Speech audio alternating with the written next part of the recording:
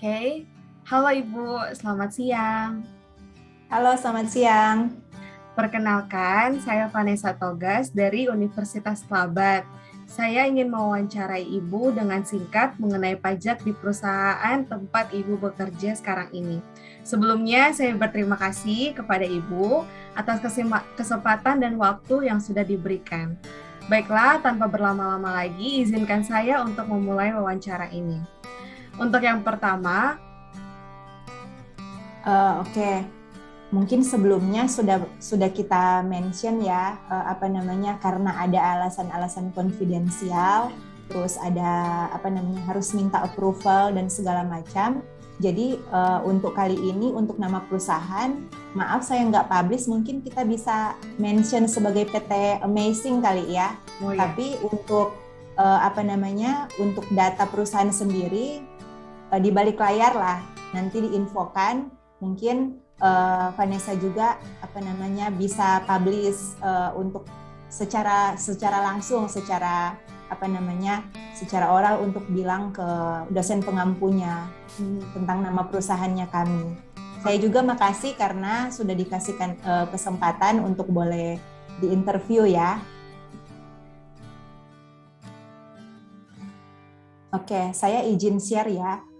Sebelum saya ceritakan sedikit tentang perusahaan kami, tempat saya bekerja, saya izin share sebentar. Oke, saya di kantor saya ini, saya bekerja sebagai senior AP dan AR koordinator, dan saya mengerjakan beberapa hal di bidang AP, AR, dan juga tentang teks juga. Kalau untuk perusahaan kami sendiri, kami ini manufacturing dan distribusi untuk alat-alat berat ya. Oh, ya. Spesialisasinya itu sebenarnya ke tambang, ke mining. Nah, merek dagang kami sendiri ini berasal dari Amerika. Untuk kantor pusat untuk merek dagang kami ini sendiri, perusahaan kami ini itu di Portland, dan di tahun 2019 kami ini diakuisisi oleh salah satu perusahaan Swedia. Jadi kalau kita nyebutnya untuk merek kami Amazing, nah kami diakuisisi ada grup global. Saya juga nggak bisa sebutkan namanya. Let's say kita sebutkan super mineral lah, bisa dikatakan kayak gitu. Jadi itu salah satu grup besar untuk perusahaan trading di Swedia ya. Jadi perusahaan kami jadinya sudah akuisisi Amerika dan Swedia. Kalau untuk di Indonesia sendiri kita masuk sebagai PMA atas namanya PT Amazing bla bla bla Mining Products namanya. Kalau di Indonesia di Jakarta kita sebagai kantor head office-nya, tapi hanya sebagai kantor, bisa dikatakan kantor administrasi aja. Kalau untuk operation-nya, kita ada di Balikpapan. Jadi di Balikpapan, kenapa di Balikpapan? Karena bisa dikatakan market place-nya untuk merek kami sendiri ini lebih banyak customer kami ada di Pulau Kalimantan, di Borneo. Kalau mungkin Vanessa lihat ini di atas, ini ada bisa dilihat di sini, ini ada produk-produknya kami. Jadi yang warna hijau-hijau ini kami menjual seperti ini. Jadi kayak kuku. Kalau kita kan jari, terus kuku kita ini ya, mungkin dikasih kutex atau apa. Kalau ini kita pasang toolsnya, namanya GET, Ground Engage Tools. Jadi ini yang akan menjaga supaya produk-produk alat berat kalau di-attach dengan produk kuku ini akan lebih long lasting lah, bisa dibilang. Terjaga ya. Betul, lebih terjaga. Nah ini misalnya kayak excavator. Kami juga menjual excavator, tapi kebanyakan customer kami belinya hanya kuku aja, hanya consumable-nya.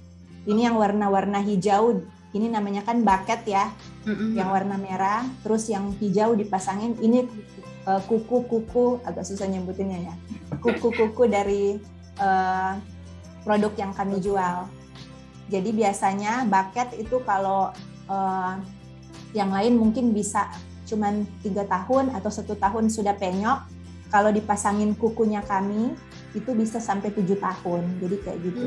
Jadi ini membantu selain customer jadi hemat, membantu juga maksudnya jam kerjanya itu, cost per hour-nya itu lebih efisien ya bisa dibilang. Jadi kan kalau harus copot kukunya atau misalnya harus diganti toolsnya itu kan nanti akan lost time lah bisa dibilang kalau mungkin di istilah ekonomi ataupun di tambang ya. Tapi kalau dipasangin produk-produk consumable-nya kami itu menghemat waktu, selain biaya juga menghemat waktu, seperti itu. Oh iya. Berarti kalau misalnya customer beli ini untuk membantu alat itu ya supaya lebih tahan lama ya, berarti begitu. Betul. Jadi di dunia lah bisa dibilang dan juga di Indonesia sebenarnya untuk untuk produk ini banyak. Bahkan untuk kami kan ada beberapa produknya kami seperti yang jenis Super V bisa dibilang, kalau mungkin orang-orang ada di tambang itu mengetahui itu sudah lewat masa royalti ya. Jadi sudah 10 tahun. Jadi kan orang bisa copy, tapi bisa dijamin akan sangat berbeda untuk kualitasnya dengan produk kami. Oh iya. Seperti itu. Berarti bisa dikatakan untuk tim finance ya? Iya, Ibu. Oke. Jadi untuk di Indonesia sendiri, saya berbicara untuk di Indonesia, kita sebenarnya kalau untuk perusahaannya sendiri dipimpin oleh presiden direktur. Kemudian presiden direktur ini membawahi ada beberapa tim manajer ya bisa dikatakan. Ada finance manager, kemudian ada key sales manager dan juga branch manager. Branch manager ini yang mengepalai tim di Balikpapan. Jadi seperti itu strukturalnya. Tapi kalau untuk finance sendiri, walaupun tim finance ini under presiden direktur, dari finance manager kemudian ke saya itu senior APAR koordinator, tapi secara langsung kami ini mereport langsung ke namanya finance controller regional yang berkantor itu bekerja di perusahaan kami yang ada di Australia. Jadi ada Amazing bla bla bla holding PTE Ltd. Jadi seperti itu. Jadi di Australia. Jadi finance controller finance director yang ada di Australia, kemudian langsung turun ke finance manager yang di Indonesia, dan kemudian ke saya dan ke tim. Jadi seperti itu. Oh, berarti bukan di pusat langsung ya. Jadi memang kalau untuk finance sendiri ada beda lagi di Australia tempatnya.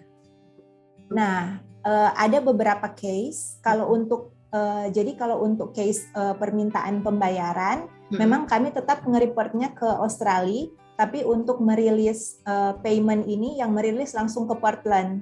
Jadi saya yang entry transaksinya, yang verifikasi, saya yang mengurus approval-nya semua.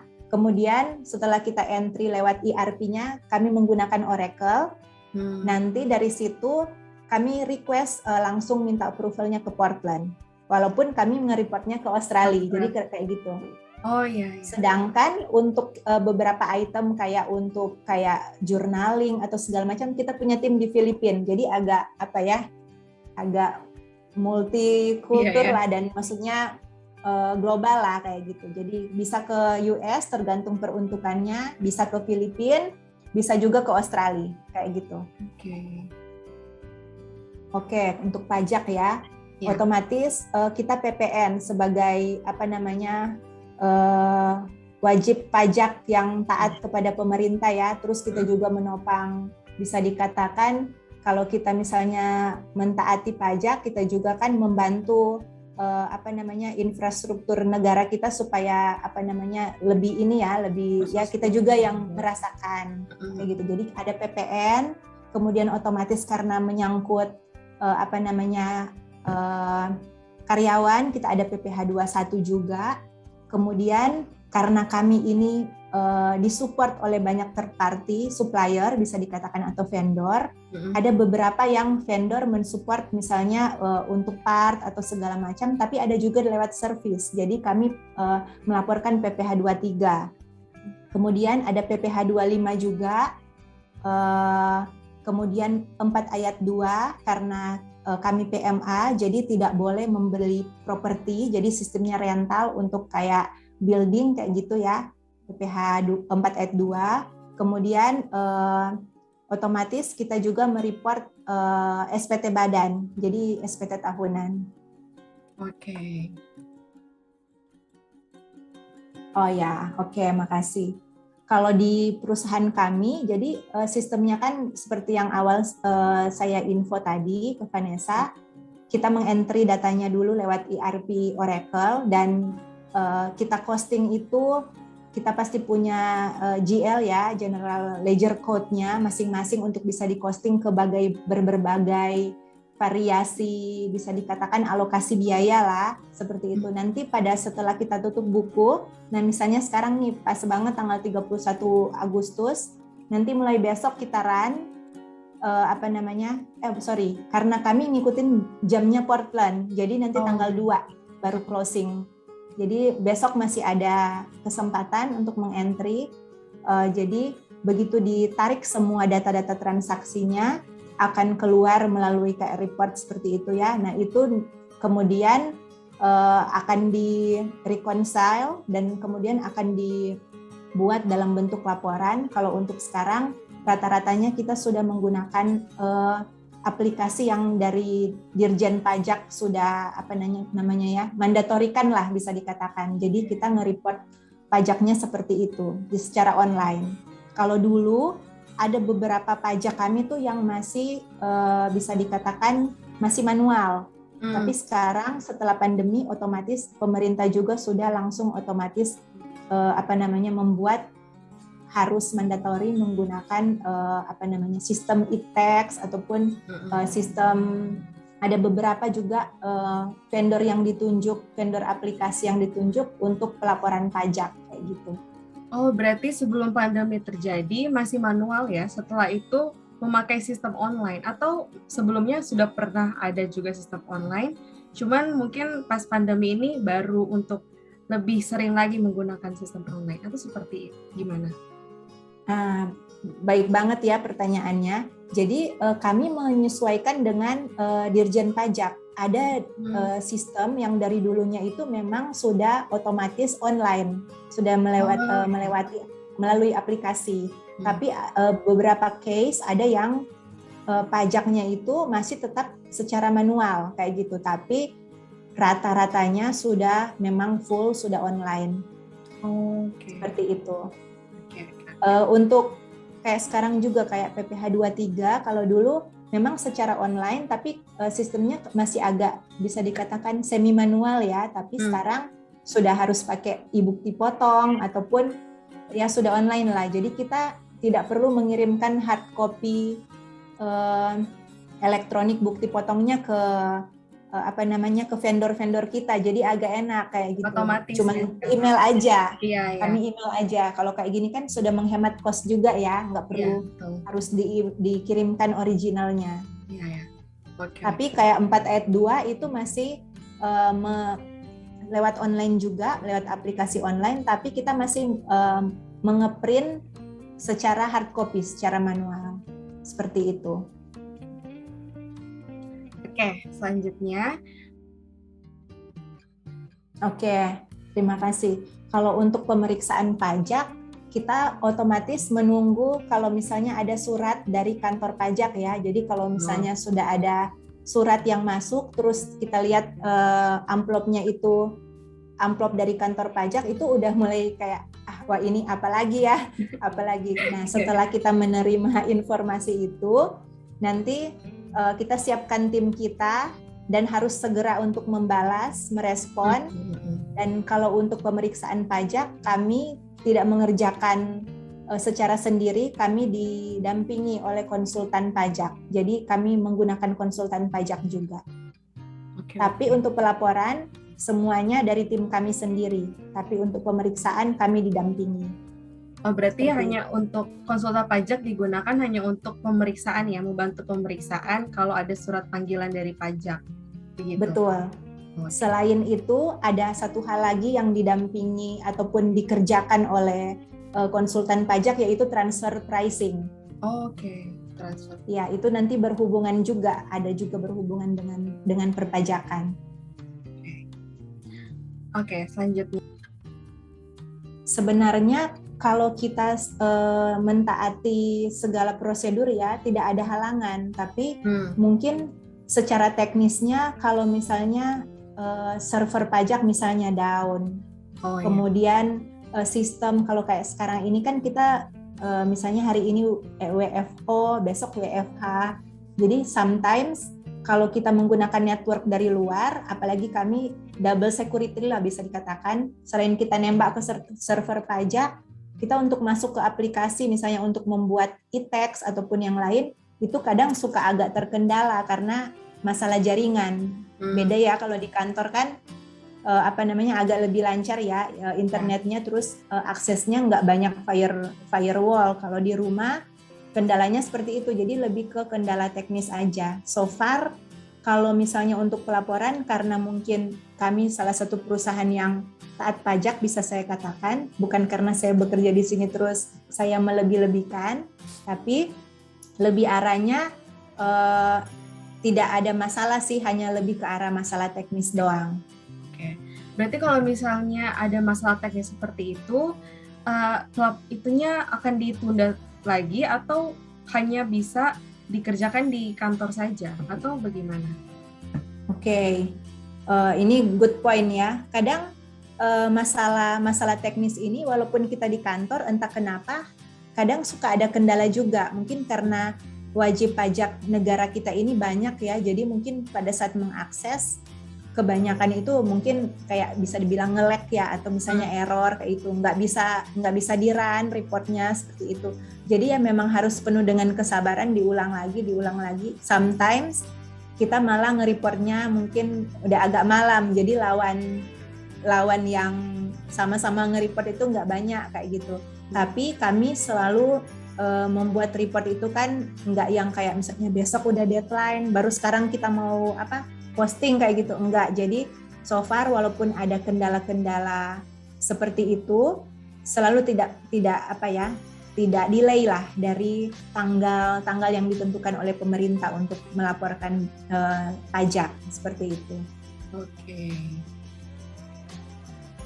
Oke. Jadi tetap datanya tetap otomatis dari kami, dan mereka yang mereka yang mengolah datanya, merekonsil kembali, kemudian nanti mereka yang akan mereport.